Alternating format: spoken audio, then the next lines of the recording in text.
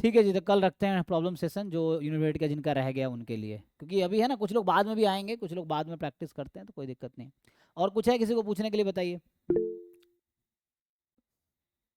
जी प्रणव पूछिए, अनम्यूट करके पूछ सकते हैं, या क्वेश्चन भेजा है क्या आपने? नहीं सर, सर हमको एक डाउट था सर। पूछिए।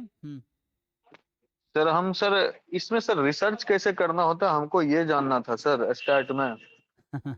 रिसर्च कैसे करना हो, जैसे मान लो राव ब्लैकवेल थ्योरम आप जानते हैं, है ना? Yes sir. जैसे Lehmann Scheffe yes theorem sir. है, तो लेहमान एंड हाँ सर। सेफी ने मिलके एक रिसर्च पेपर लिखा, जिसमें उन्होंने ये जी। थ्योरम और उसका प्रूफ लिखा है। ठीक है। तो जी। रिसर्च मेनली क्या होता है, कुछ देखो, इट्स नॉट लाइक कि अचानक कुछ नया आ जाता है। जैसे जो राव ब्लैकवेल थ्योरम है, पहले लेमन सेफी ने रिसर्च पेपर लिखा, तो लेमन सेफी का थ्योरम हाँ। आया, उनका थ्योरम उन्होंने पढ़ा, तो उनके माइंड में कुछ आइडिया है कि इस थ्योरम को थोड़ा आगे बढ़ाया जा सकता है। सो देखेंगे Rao Blackwell theorem lemon Saifee का ही थोड़ा एक्सटेंशन है, एंड चीजें उसके यस अकॉर्डिंग सर। आगे बढ़ती हैं। तो रिसर्च में होता क्या है कि पहले एक टॉपिक सेलेक्ट करो, मतलब एक सब्जेक्ट सेलेक्ट करो, सब्जेक्ट के अंदर आप टॉपिक सेलेक्ट करो, उस टॉपिक के कुछ रिसर्च पेपर्स पढ़ो। आप 10 20 50 100 रिसर्च पेपर पढ़ोगे ना, तो आपको आइडिया आएगा कि ये काम हुआ है, ये नहीं हुआ है। तो आप वो करोगे, फिर वो आप लिखोगे उसको, मतलब पहले आप रिसर्च करोगे, उसको टाइप करके रेडी करोगे, जर्नल को भेजोगे। जर्नल क्या करती है, 4 5 रिव्यूअर, किसी जर्नल में 2 रिव्यूअर, किसी में 3, किसी में 4 5 प्रोफेसर होते हैं, रिव्यूअर होते हैं, रिव्यू करेंगे आपका वर्क, जो कमियां होंगी वो बताएंगे, फिर आप उसको ठीक करोगे, फिर पब्लिश होगी, फिर दुनिया पढ़ेगी। तो ये रिसर्च का प्रोसेस है। तो रिसर्च इज नॉट अचानक सर आपके दिमाग में कुछ नया आएगा, कुछ हो जाएगा। जिन लोगों ने काम कर रखा है पहले वो पढ़िए, फिर उसमें आपको आइडिया आएगा, अच्छा ये कुछ इसमें ये मिसिंग है, ये हम कर सकते हैं, तो वैसे रिसर्च होता है। सर हम करना चाह रहे हैं सर, इसमें गाइड कर सकते हैं आप सर थोड़ा सा भी? कर सकते हैं, कुछ जैसे हेल्प मान हो लो, सकता है? जैसे मैं ही रिसर्च करता हूँ, मेरा टॉपिक एंट्रोपी एंड एक्सट्रोपी एस्टिमेशन है ना? तो आप कुछ रिसर्च पेपर यस अगर सर। देखोगे, जैसे मैं आपको अगर अपना दिखाऊं यहाँ पे, कि जैसे आप क्या करना, गूगल पे जाओ, एक साइट है Google scholar. Google scholar. Yes हाँ सर, गूगल वहां से स्कॉलर, पेपर सब तो मिल जाएगा। जैसे गूगल स्कॉलर है, तो इस पे आप जाओगे, हाँ इस सर। पे सारे जितने रिसर्चर्स होंगे उनका प्रोफाइल ऑटोमेटिक रहता है। जैसे मैं अगर अपना नाम सर्च करूंगा, तो वो तो गूगल करते तब भी आ जाता।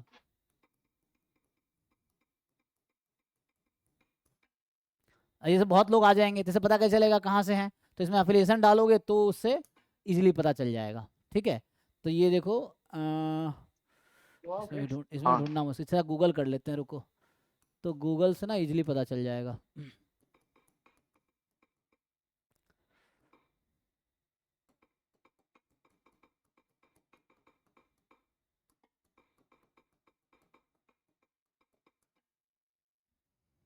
ठीक है। तो ये आ गया, ये तो मेरी प्रोफाइल आ गई है ना, मेरा रिज्यूमे आ जाएगा। तो ये अच्छा यहाँ आ गया ना गूगल स्कॉलर, तो इस पे आते हैं, रिज्यूमे छोड़ो। तो यहाँ से ये गूगल स्कॉलर प्रोफाइल आ गई ना मेरी, तो ये है। हाँ। तो यहाँ पे जो है, जैसे ये सब पेपर्स आप देख सकते हो, जैसे रिसर्च पेपर्स हैं, ये मैंने पिछले 4 साल में जो काम किए हैं, तो वो सब है। तो इसमें आप देखोगे जो रेफरेंस होते हैं ना, एग्जाम्पल एक मैं खोल लेता हूँ, मान लो। तो जैसे क्या हुआ, ये अगर मैंने खोला, तो इसका पीडीएफ तो शायद यहाँ नहीं खुलेगा। अगर मैं इसको जाऊँ, तो जैसे ये जर्नल पेपर है, ठीक है ना? तो ये सर लेकिन मतलब हमको दिख नहीं रहा है। आपको हम लोग को दिख नहीं स्क्रीन नहीं रहा, दिख रहा एक है, बार सर बाकी लोगों को दिख रहा है कि नहीं दिख रहा है? दिख रहा है सर। दिख रहा है ना, स्क्रीन देखो दिख रहा आप। है सर। हाँ दिख रहा है ना? तो जैसे मान लो ये रिसर्च पेपर है, तो ये हमने कैसे लिखा होगा, मैंने ये अभी डाउनलोड नहीं होगा क्योंकि इसका जर्नल का एक्सेस लेना पड़ता है, तो मेरे वाईफाई पे इसका एक्सेस नहीं है, तो पूरा पेपर हम नहीं देख पाएंगे, है ना? क्योंकि सीधा देखो, तो यस मैं सर। बस बताना ये चाह रहा हूँ कि ये देखो, ये रिसर्च रेफरेंसेस कुछ हैं। जैसे मान लो मैंने ये पेपर पढ़ा, characterisation results for symmetric distribution based on properties on the properties of के रिकॉर्ड एंड स्पेसिंग, तो ये इनका पेपर है। तो ये पढ़ा हमने, ये सब इतने पेपर्स मैंने पढ़े, जैसे ये सब जो रेफरेंस में लिखा हुआ है ना, तो रेफरेंस में मान लो 20 30 यस सर। पेपर्स होंगे। तो ये मैंने पढ़ा, फिर मुझे लगा कि अच्छा इन लोगों ने ये काम किया, तो हम ये कर सकते हैं। फिर आप देखोगे तो जो जो हमारा रेफरेंसेस हैं, वो आपको मैच करेगा मेरे टाइटल से। जैसे हमने लिखा है some characterization of continuous symmetric distribution continuous based on, distribution. है ना, based on extropy of yes sir. Record value. और आप अगर यस सर। देखोगे कुछ रेफरेंसेस ना, तो उसमें भी कुछ वैसे ही टाइटल्स होंगे, क्योंकि मैंने वो सब पेपर पढ़ा है, उन्होंने जो काम किया उसको आगे बढ़ाया है। तो यही चीजें होती हैं कि आप कुछ पेपर पढ़ो, उसको आगे बढ़ाओ, फिर मेरे बाद जो लोग आएंगे वो मेरे पेपर्स पढ़ेंगे, उसको आगे बढ़ाएंगे। तो ऐसे ही रिसर्च आगे बढ़ रही है, बस यही है। ठीक है ना? तो सर आपको उसके इसमें लिए कुछ बहुत टाइम लग, कितना टाइम लग जाता होगा सर? एक भी रिसर्च पेपर पब्लिश करने में? देखो वो डिपेंड करता है क्वालिटी ऑफ वर्क पे, है ना। जैसे एक एक पेपर लिखने में लोग एक एक साल लगाते हैं, पब्लिश होने में 1 साल लगता है, ऐसे होते हैं। कुछ पेपर ऐसे भी हैं जैसे उसमें 10-10 साल भी लगते हैं। वो प्रॉब्लम पे डिपेंड करता है आप कौन से प्रॉब्लम सॉल्व करें। जैसे मैं कई बार ये एग्जांपल लेता हूँ, चलो मैं फिर से एग्जांपल वही देता हूँ। जैसे एग्जांपल के लिए कि मैं कहता हूँ कि MNR 3 नेचुरल नंबर है, ठीक। आपको M Yes, cube sir. Plus N cube is equal to R cube. इस इक्वेशन के पास कितने सॉल्यूशन हैं? How many solution of this equation exist? Of this exist, आपको ये बताना है कि इसके पास कितने सॉल्यूशन है। MN R 3 नेचुरल नंबर है।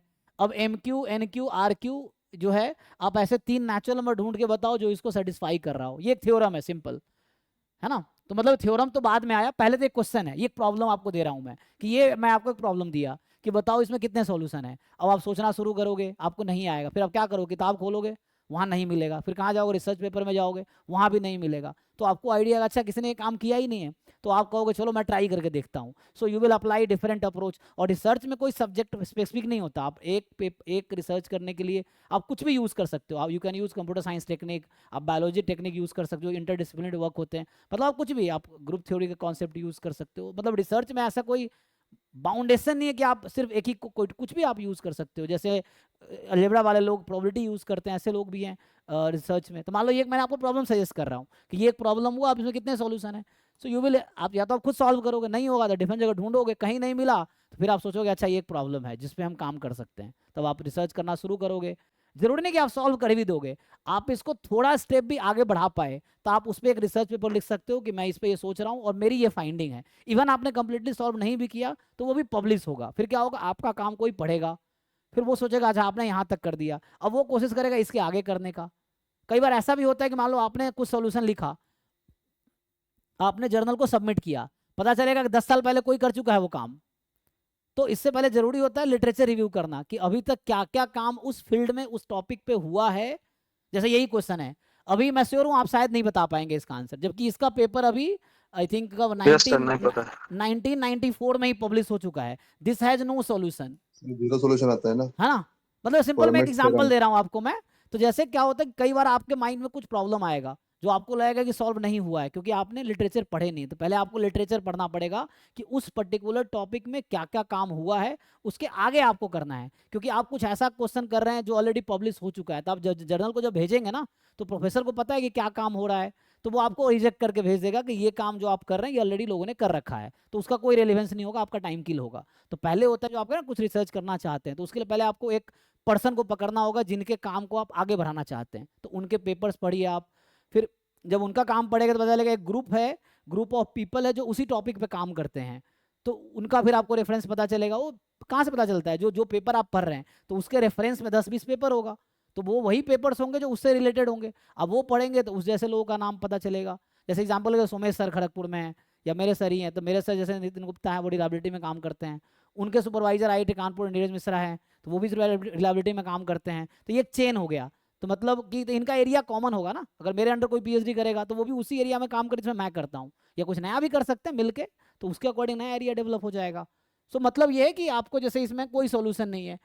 अब ये जैसे प्रॉब्लम मैंने सजेस्ट किया, तो यही प्रॉब्लम, ये थ्योरम है ना, इसका नाम क्या है, लिटिल फॉर्मेट थ्योरम। तो ये है लिटिल फॉर्मेट थ्योरम या फॉर्मेट लास्ट थ्योरम शायद, है ना, ये थ्योरम है। तो ये फॉर्मेट जो है ना, ये 1600 शायद 39 में थ्योरम लिख के मर गया। ये थ्योरम लिख दिया कि इसके पास कोई सॉल्यूशन नहीं है, ठीक है। अब इसका प्रूफ लोगों ने 1639 से लेके 1994 तक, ये लगभग 300 साल का समय है, ठीक है। इन 300 सालों में हजारों लाखों करोड़ों मैथमेटिशियन ने ट्राई किया इसको प्रूफ करने का, कोई नहीं कर पाए। मतलब करने पाए मतलब सबने थोड़ा थोड़ा काम किया और पेपर पब्लिश होगा आपका, आपने थोड़ा भी किसी प्रॉब्लम को आगे बढ़ाया, आप उसको सबमिट करते हो, अगर कुछ नया है तो वो पब्लिश होगा, फिर वो लोग पढ़ेंगे, फिर, है ना। जैसे CR राव इतना फेमस क्यों है, क्योंकि उन्होंने बहुत अच्छा स्टैटिस्टिक्स में रिसर्च किया, या महालनोबिस हैं, तो इन लोगों ने क्या किया, इन्होंने अच्छा रिसर्च किया। या अभी जैसे हम लोग यस सर, वेरिएंस और बहुत। हाँ, है ना, जो CR राव है, तो उस तरह से तो इन लोगों ने रिसर्च किया इसलिए। और भी जो अच्छे लोग, जैसे अभी कानपुर में देवाशीष कुंडू सर हैं, वो CR राव सर के स्टूडेंट है, PhD स्टूडेंट है वो। CR राव सर वहाँ थे ना, ISI कोलकाता में थे, रिटायरमेंट के बाद वो चले गए पेंसिल्वेनिया यूनिवर्सिटी, फिर वहाँ उन्होंने 40 साल काम किया, रिटायरमेंट के बाद 40 साल काम किया वहाँ पे, 42 साल। फिर वहाँ पे जब वो, हाँ, उनका डेथ अभी हुआ था 2023 में, 22-23 में। सो ये है, तो उनके अंडर उन्होंने पीएचडी किया हुआ है, देवाशीष कुंडू सर जो कानपुर में फैकल्टी हैं अभी। तो इस तरह से तो उनका भी रिसर्च काफ़ी अच्छा है। तो ये डिपेंड करता है किस प्रॉब्लम पे आप काम करते हैं। मैं बता रहा हूँ इस बीच में बहुत लोगों ने काम किया। एट द एंड 1994 में, क्या नाम है उनका, सर फॉर एक मिनट, क्या है, अगर विल समथिंग है ना, क्या नाम है, किसी को याद है, किसने प्रूव किया था इस थ्योरम को? जॉन वाइल समथिंग है ना। एनीवे गूगल कर लेना, ये लिटिल फॉर्मेट थ्योरम कर लो, पता चल जाएगा। हाँ पूछिए आप।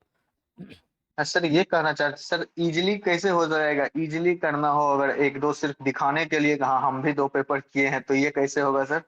तो मार्केट में लोग हैं, तो मुझे 2 लाख रुपया दो, मैं तुम्हारा नाम पे पेपर लिख दूंगा, पेपर मैं लिखूंगा, तुम्हारा नाम नहीं डाल सर दूंगा। कुछ, नहीं सर ऐसे नहीं, कुछ हम भी करें और थोड़ा आसान हो। तो इसे अब बोलते हैं 10-10 साल तो हम नहीं कोलैबोरेशन। लगा सकते तो ना सर। इसे कोलैबोरेशन बोलते हैं। जैसे मान लो यही पेपर मैं दिखा रहा था तुम्हें, इसमें 2 लोग हैं, जो पेपर में दिखा रहा हूँ इसमें कौन है, इसमें हम 2 लोग हैं, नितिन गुप्ता मेरे सुपरवाइजर हैं और मैं हूँ। तो नितिन गुप्ता पहले हैं, नितिन मैं सर बाद। ये आईआईटी खड़गपुर से? हाँ खड़गपुर में मेरे इनके अंदर मैंने पीएचडी किया है, ये मेरे सुपरवाइजर हैं। Yes, तो sir. एफिलिएशन भी होगा इसमें नीचे। सो जैसे यहाँ एफिलिएशन लिखा, नाम पे क्लिक करोगे एफिलिएशन आ जाएगा, department of mathematics IIT Kharagpur, तभी मैं, मेरा एफिलिएशन भी वही होगा, department of mathematics IIT Kharagpur, ठीक है ना। तो ये मैं जैसे एक एग्जाम्पल दे रहा हूँ, ठीक है। तो इसमें क्या है, 2 लोगों ने मिलकर काम किया है। पहले इनका नाम क्यों है, क्योंकि इनका ज़्यादा कंट्रीब्यूशन है, मेरा कम कंट्रीब्यूशन है इसमें। तो ऐसे हो गया कि 2 लोग मिलके काम करते। कुछ पेपर ऐसे भी आप देखो जहाँ 10 ऑथर होते हैं, 10-10 ऑथर भी होंगे। जैसे मैं दिखाता हूँ मेरे पेपर में, आप देखोगे तो कुछ जगह मैं एक्चुअली 2 लोग 3 लोग मिलके काम किया हूँ। जैसे, तो मेरा तो यहाँ नहीं ना, तो अभी इसको वापस आते हैं। अच्छा हम कहाँ पे थे, ये मेथड्स क्यों खुल रहा है, अच्छा इसको वापस जाएंगे ना। जैसे मैं 1-2 एग्जाम्पल दिखाता हूँ तुम्हें, है ना। जैसे ये था ना, तो इसमें जो है कि ये मेरा गूगल जैसे ये है, तो इसमें क्या होगा कि जैसे कुछ पेपर्स में दिखाता हूँ, ये जैसे अगर ईयर वाइज अरेंज कर ले हम, जैसे ये मेरा अभी रिसेंट का पेपर है, ये मैंने अकेले लिखा है, अभी रिसेंटली ये पब्लिश हुआ है। तो ये तुम देखोगे तो ये अभी मैंने अकेले पेपर लिखा है, इसमें कोई ऑथर को ऑथर नहीं है। अच्छा इसमें आ नहीं रहा, कुछ में 3 ऑथर भी हैं। मैं अभी तक जो भी पेपर या तो अकेले लिखा हूँ, या 2 लोग या 3 लोग हैं। कुछ में 5 लोग 10 लोग भी मिलकर लिखते हैं। तो उसके लिए क्या है, कुछ ऐसे लोगों को ढूंढो जो उस फील्ड में काम करे जिसमें आप करना चाहते हो। तो उनको बोलो कि मैं थोड़ा कंट्रीब्यूशन मैं भी करूंगा, आपके साथ लिखना चाहिए, उसे कोलैबोरेशन बोलते हैं। तो कोलैबोरेट करो लोगों के साथ, किसी प्रोफेसर के साथ। जैसे एग्जाम्पल के लिए सर आपके साथ कर सकते हैं क्या? हमारे साथ भी कर सकते हैं। जैसे एग्जाम्पल के लिए अभी एक राहुल हमारा स्टूडेंट था नेट में, है ना, जिसका नेट निकला रिसेंटली, वो नेट बैच में था। अभी वो IISM धनबाद से पीएचडी कर रहा है। तो उसने कहा सर मैं आपके साथ पेपर लिखना चाहता हूँ। तो मैंने उसको एक काम दिया, फिर थोड़ा मैं कर रहा हूँ, थोड़ा वो कर रहा है, तो ऐसे कोलैबोरेशन हो गया। तो मिलके एक पेपर तैयार करेंगे, फिर उसको पब्लिश करेंगे। तो वैसे भी है। तो ये शायद खुल नहीं रहा है, तो ठीक है ना। तो इसमें जो होगा, एनीवे इसको छोड़ो। तो ये मतलब ये मैं कह रहा हूँ, जैसे अब को ऑथर वाला देखोगे, जैसे एग्जाम्पल के लिए इसमें 3 ऑथर है, इस वाले पेपर में अकेले ऑथर हूँ, इसमें 3 ऑथर है, संतोष चौधरी, पीके साहू, नितिन गुप्ता। तो मैं फर्स्ट ऑथर हूँ, मतलब मैंने सबसे ज़्यादा काम किया है। मतलब कंट्रीब्यूशन जिसका सब्जेक्ट वाइज होता है, तो यस हमारे सर। स्टैटिस्टिक्स में ऐसा है। तो इस तरह से इसमें देखो 2 ऑथर हैं, मैं और सर हैं। तो यहाँ क्या है, मेरा कंट्रीब्यूशन ज़्यादा होगा, सर का कम होगा। तो वैसे करके तुम कोलैबोरेट कर लो। तो मेरे जैसे यहाँ पे संतोष चौधरी, नितिन गुप्ता, अचिंत रॉय हमारा सीनियर है, जो कि अभी NIT वारंगल में असिस्टेंट प्रोफेसर हैं। तो वो वहाँ पे हैं। तो इस तरह से है, तुम देखोगे तो इस तरह से। यहाँ तो मैंने सारे एफिलिएशन डाल रखे होंगे। तो आप क्या करो, एक पर्सन को ढूंढो जिसके अंडर आप काम करना चाहते हो। अगर मेरे अंडर करना चाहते हो वो भी कर सकते हो। उसमें क्या करना है कि मैं आपको कुछ प्रॉब्लम सजेस्ट करूंगा, ठीक है। जैसे पहले तो कुछ पेपर दूंगा आपको मैं, वो पेपर आप पढ़ो। पेपर जब पढ़ोगे फिर आपको कुछ समझ आएगा, तो मैं बताऊंगा कि आप इसमें ये कर सकते हो। तो शुरू में किसी के अंडर ही करना पड़ता है ना, सो दैट आपको समझ आए करना क्या है।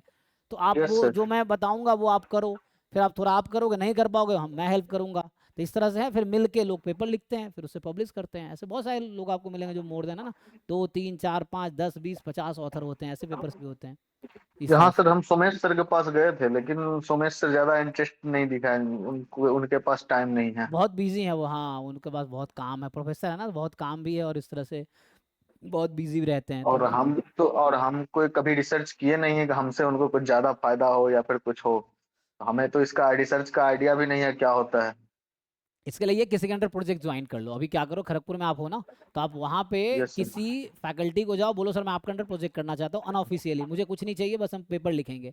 मतलब आप मुझे ना फंड चाहिए ना वैसे कुछ ऑफिशियल, ना मुझे सर्टिफिकेट चाहिए। मान लो सर्टिफिकेट दे दे, ठीक है, नहीं दे कोई दिक्कत नहीं है।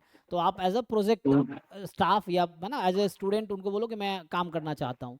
तो वो आपको कुछ प्रॉब्लम देंगे, फिर आप उस पर काम करो। रेगुलर एक मीटिंग होती है, तो उसके अकॉर्डिंग आप कर सकते हो। आपके कोर्स में भी होगा कुछ, तो उस तरह से भी तो मतलब नितिन आप। गुप्ता सर का फाइनेंशियल मैथमेटिक्स अभी लिए हैं, मन कर रहा है आज ही पहले फर्स्ट क्लास था, उनसे बात करने का मन कर रहा है, देखते हैं अच्छा, उनसे बात करते हैं। हाँ तो पूछ सकते हैं सर से। सर एक्चुअली अभी वो सोच भी रहे थे उस फील्ड में काम करने का, उनका फाइनेंस में थोड़ा जैसे ब्लैक सोल्स क्या है, प्राइसिंग मॉडल्स, इस तरह के मॉडल्स होते हैं, मुझे कह रहे थे उस तरह काम कर सकते हो, तो वो थोड़ा स्टोकेस्टिक प्रोसेस यूज़ होगा उसमें, तो कर यस सकते सर। हो आप, ट्राई करके देखो। अगर कुछ करोगे तो मेन तो आपको ही करना पड़ेगा, वो थोड़े गाइड करेंगे, है ना। सो वैसा किया जा सकता है, किसी प्रोफेसर को ढूंढो आप जो आपको गाइड कर सके, तो उनके अंडर आप काम कर सकते यहाँ हो। तो सर 2 ही प्रोफेसर है ना, तीसरा भी है, नितिन गुप्ता सर है सर। बुधानंद बनर्जी सर हैं, वो भी वो उसमें तो बिल्कुल नहीं सुनते, वो सुनते ही नहीं है। अच्छा, तो सीधे पूछते किस डिपार्टमेंट से हो, तो बायोमेडिकल इंजीनियरिंग, नहीं नहीं जाओ, अच्छा भगा हाँ। देते हैं, एक बार भगा दिए हैं। बोलने भी नहीं देते हैं, क्या कुछ भी नहीं बोलने देते हैं। हाँ तो मतलब सबका अपना एक टाइम है, तो वो इस तरह किल नहीं करना चाहते होंगे। सो उनका थोड़ा मशीन लर्निंग की फील्ड में काम, उस तरह काम भी आप कर सकते हो, फंक्शनल डेटा एनालिसिस है, मशीन लर्निंग में वो काम करते हैं, उनका है ना कुछ क्या है, टोरस है, उस सब पे कुछ काम करते हैं वो, तो उस तरह से है। तो अगर आप सर आपके साथ काम करना हो तो सर। कोई नहीं, मीटिंग करो, संडे को फ्री रहता हूँ, संडे को मीटिंग करो, मैं तुम्हें कुछ काम दूंगा, कोशिश करो, कर सकते हो। और किस किस फील्ड में सर दीजिएगा, किस प्रोबेबिलिटी में किधर दीजिएगा सर, चैप्टर सब्जेक्ट? तो आपको देखना है ना किस फील्ड में करना है ना, ये चीज़ है। तो उसमें हम लोग फिर जैसे मैं नई चीज़ें होंगी तो मुझे भी सीखना पड़ेगा उसमें, जो मैं कर रहा हूँ अगर उसी में आगे करना है तो वो फिर मुझे ऑलरेडी पता है, तो उसमें आप आगे कंटिन्यू कर सकते हो, तो ये भी एक ऑप्शन है। आप सर क्या कर रहे हैं अभी? हम जैसे मेरा क्या है, मेजर ऑफ अनसर्टिनिटी, जैसे मान लो कहीं बहुत सारे मशीन्स है, सिस्टम है, जिसका मान लो अगर डिस्ट्रीब्यूशन तुम्हें पता है, तो उसमें अनसर्टिनिटी तुम्हें देखना है क्या अनसर्टिनिटी है। तो मतलब हम लोग थ्योरेटिकल वर्क करते हैं, हालांकि अप्लाइड नहीं है कि रियल लाइफ में डायरेक्ट यूज़ नहीं करते, तो थ्योरेटिकली चीज़ों को डेवलप करते हैं। तो मतलब जो एक एंट्रोपी है, मेजर ऑफ अनसर्टिनिटी है, तो उस पर काम करते हैं। एंट्रोपी का ही कॉम्प्लीमेंट है, डुअल है, एक्सट्रॉपी है, तो उस पर मेरा काम है, एंट्रोपी एंड एक्सट्रॉपी पे। या जनरेटिंग फंक्शन हो गया, जैसे एमजीएफ होता है ना, तो जैसे मैं अभी पेपर जो यस खोल सर। रहा था यहाँ पे, तो इसमें क्या है कि हमने इस पे किस पे काम किया है, जनरेटिंग फंक्शन पे काम किया है। तो जनरेटिंग फंक्शन क्या होता है, तो इसमें अगर तुम देखोगे सो जैसे ये जो पेपर हम खोल रहे थे ना, तो कुछ पेपर पढ़ो समझ आएगा, अलग अलग काम है। जैसे यहाँ पे हमने इसमें क्या किया है, मैंने एक्सट्रॉपी यूज़ किया है, कंटिन्यूअस सिमेट्रिक डिस्ट्रीब्यूशन का कैरेक्टराइजेशन। कैरेक्टराइजेशन क्या होता है, थ्योरम। जैसे एग्जांपल के लिए कि x is symmetric if and only x is symmetric about के, इफ एंड ओनली इफ के minus x and x minus के हैज सेम डिस्ट्रीब्यूशन। तो ये यस कैरेक्टराइजेशन, सर। कैरेक्टराइजेशन का मतलब हुआ if and only if result. तो उस तरह के हमने यहाँ बहुत सारे, तुम देखो थ्योरम्स बनाए, इस पेपर में क्या किया मैंने, बहुत सारे थ्योरम्स बनाए हैं। आपके आईआईटी खड़गपुर का वाईफाई है ना, तो उस पर खुल जाएगा ये, यस सर। क्योंकि जहाँ पे एक्सेस है वही यस सर यहाँ। खुलेगा, तो उस पर खोल के पीडीएफ डाउनलोड करके देखो। तो उसमें क्या किया, 5-6 मैंने थ्योरम्स बनाए हैं कि इस कंडीशन में डिस्ट्रीब्यूशन सिमेट्रिक होगा, तो उस तरह से कुछ रिजल्ट्स हैं, तो वैसा देख सकते हो। जैसे यहाँ पे इसमें रैंक सेट सैम्पलिंग को यूज़ करके काम किया है, तो ये सब थ्योरेटिकल काम है जनरली, है ना, तो उस पर डिपेंड करता है क्या कर रहे हो आप, है ना। तो ये सब बहुत सारे हैं डिफरेंट, तुम देख यहाँ देखो इसमें क्या है कि हमने इसमें एक्सपोनेंशियलिटी टेस्ट करने के लिए मैंने ये एक टेस्ट बना रखा है कि मान लो कोई डेटा है, मुझे चेक करना है कि वो डेटा एक्सपोनेंशियल डिस्ट्रीब्यूशन का है या नहीं है, तो उसके लिए एक टेस्ट है, हाइपोथेसिस टेस्टिंग पे इस पे काम है ये। तो उसमें है कि हम टेस्ट कर रहे हैं कि सिमेट्रिक कब होगा, एक्सपोनेंशियल होगा कि नहीं होगा, ये है, तो वो चेक कर रहे हैं। ऐसे कई तरह है ना, सिमेट्रिक वाला भी होगा, तो पढ़ोगे तो समझ आएगा। जैसे यहाँ पे है कैरेक्टराइजेशन ऑफ यूनिफॉर्म डिस्ट्रीब्यूशन, तो एक थ्योरम बनाया होगा यूनिफॉर्म डिस्ट्रीब्यूशन के लिए कि अंडर दिस कंडीशन कोई डिस्ट्रीब्यूशन यूनिफॉर्म होगी, तो उस तरह से है। फिर उसमें टेस्टिंग भी किया होगा, टेस्टिंग यूनिफॉर्मिटी, ये हाइपोथेसिस टेस्टिंग उसमें यूज़ हुआ है कि कोई डेटा है वो यूनिफॉर्म है कि नहीं है, वो कैसे टेस्ट करेंगे, मतलब यूनिफॉर्म डिस्ट्रीब्यूशन से वो आया है कि नहीं आया, वो टेस्ट करना है, तो उसके लिए इसमें यूज़ हुआ होगा। तो ये सब पढ़ सकते हो आप, है ना, डिफरेंट है, तो पढ़ के देखोगे समझ आएगा, ये सब है। मगर बाकी किसी भी फैकल्टी का आपको प्रोफाइल मिल जाएगा इस पर, ठीक है ना, तो उस तरह से है, गूगल स्कॉलर पे आप जाके यस देख सर। सकते हो। ऐसा है, ठीक है। तो देखो ट्राई करो, नहीं तो फिर ठीक है। सैटरडे संडे में खाली रहता हूँ, मीटिंग करो, फिर उसमें बताता हूँ कुछ, ठीक है। ठीक है सर, थैंक यू सर। हाँ थैंक यू।